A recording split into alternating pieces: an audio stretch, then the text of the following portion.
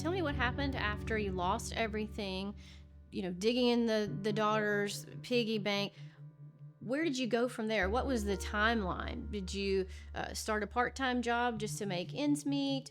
And then, what was the big defining moment? Yeah, during the recession, it was hard.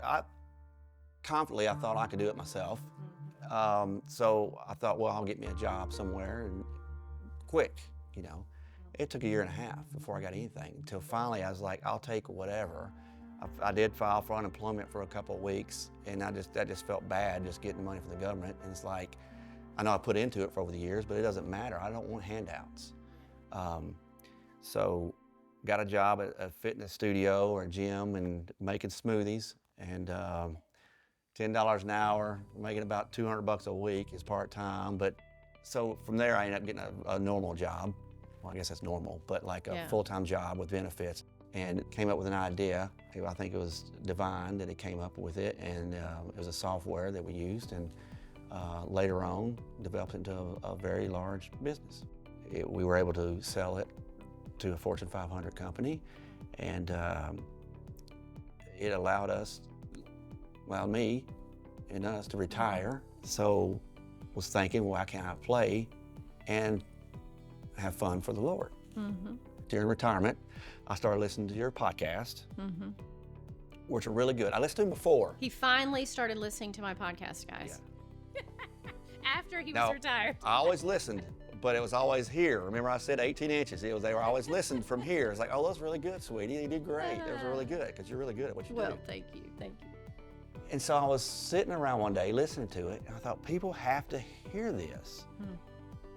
Or better yet, people have to see this, what they overcome, what they struggled with. Yeah. And then when they found God, when they quit doing it themselves, or just started believing in that God was there, how it could change their life. I'm visual, and I love guns and shooting things. And blowing things up. Targets, and just blowing things up. My brother-in-law, Les, loves shooting things. We shoot stuff on Thanksgiving all the time. Just had a good time with him. And then started talking to him about the idea, and about an idea. Yes. And we would, it's like, oh, that'd be cool. Like say for instance, you talk to someone that's in alcohol or something like that. Well, let's blow up alcohol, because men are visual. I want to see it go obliterated. To just wipe it off the planet Yeah. and give you a clean slate. So that's the idea behind it. Yeah. What we came up with, LIT86. We came up with LIT86. And so Les and I can shoot well and do all this stuff, and I thought, well, it's got to be inspiring, entertaining, and educating. Yeah. Well, we got to thinking about it, and I've got a friend, grew up with him. He's got a YouTube channel. Okay. Over 200, 300,000 subscribers. It's called TN Outdoors 9, where he actually dissects ammunition and stuff from guns and the velocity and all that stuff. I was like, that's really cool, because I never thought, bullet's a bullet, but he breaks it down. Yeah.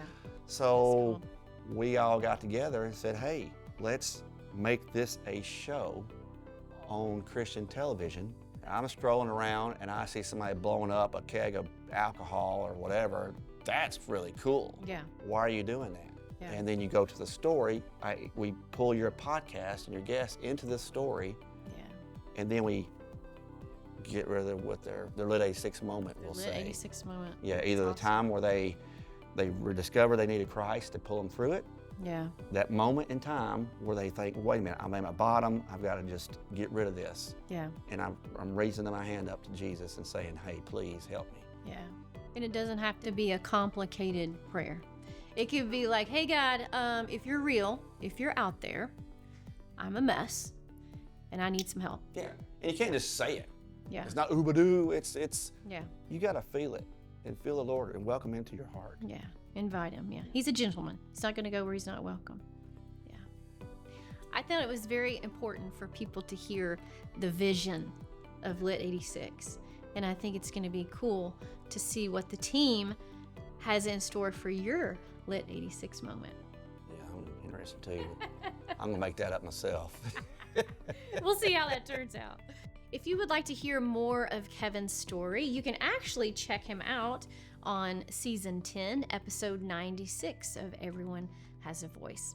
Let's head out to the field. That's right.